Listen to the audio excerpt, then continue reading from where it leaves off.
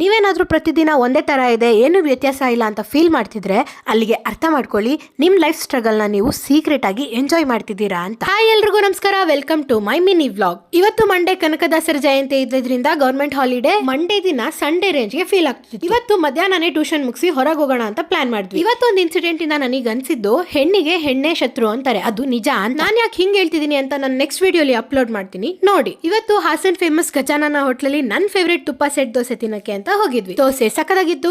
ಆಮೇಲೆ ಇಲ್ಲಿ ಬಂದು ಒಂದ್ ಒಳ್ಳೆ ಟೀ ಕುಡಿದು ಮನೆಗೆ ಹೋಗಿ ಬಿಗ್ ಬಾಸ್ ನೋಡ್ತಾ ನನ್ ದಿನಾನ ಮುಗಿಸ್ದೆ. ಇವತ್ತು ಬಿಗ್ ಬಾಸ್ ನೋಡ್ಬೇಕಾದ್ರೆ ನಾನ್ ಅನ್ಕೊಂಡಿದ್ದು ಫ್ರೆಂಡ್ಶಿಪ್ ಅಲ್ಲಿ ಪ್ರಾಬ್ಲಮ್ ನನಗ್ ಮಾತ್ರ ಆಗುತ್ತೆ ಅಂತ ಅನ್ಕೊಂಡಿದ್ದೆ, ಆದ್ರೆ ಎಲ್ಲರಿಗೂ ಆಗುತ್ತೆ ಅಂತ ನನಗೆ ಇವತ್ತೇ ಗೊತ್ತಾಗಿದ್ದು. ನಾನೇ ಯಾರಿಗೂ ಅಡ್ಜಸ್ಟ್ ಆಗಲ್ವಾ ಅಥವಾ ನನಗೆ ಯಾರು ಅಡ್ಜಸ್ಟ್ ಆಗಲ್ವಾ ಅಂತ ನನ್ಗೆ ಇನ್ನೂ ಗೊತ್ತಾಗಿಲ್ಲ. ಆದ್ರೆ ಎಷ್ಟೇ ಎಫರ್ಟ್ಸ್ ಹಾಕಿದ್ರು ಫ್ರೆಂಡ್ಶಿಪ್ ಅಲ್ಲಿ ನಾನ್ ಮಾತ್ರ ಥರ್ಡ್ ಆಪ್ಷನ್ ಅಂತ ಮಾತ್ರ ನನಗೆ ತುಂಬಾ ಚೆನ್ನಾಗಿ ಅರ್ಥ ಆಯ್ತು. ಹಾಗಂತ ನನ್ಗೇನ್ ಬೇಜಾರಿಲ್ಲ, ಯಾಕಂದ್ರೆ ಎಲ್ಲ ಅಭ್ಯಾಸ ಆಗೋಗಿದೆ. ಸೊ ಇವತ್ತಿಗೆ ಇಷ್ಟ ಹರಿಕತೆ ಸಾಕು. ಮತ್ತೆ ಸಿಗುವ ನೆಕ್ಸ್ಟ್ ವ್ಲಾಗ್ ಅಲ್ಲಿ. Till then see you.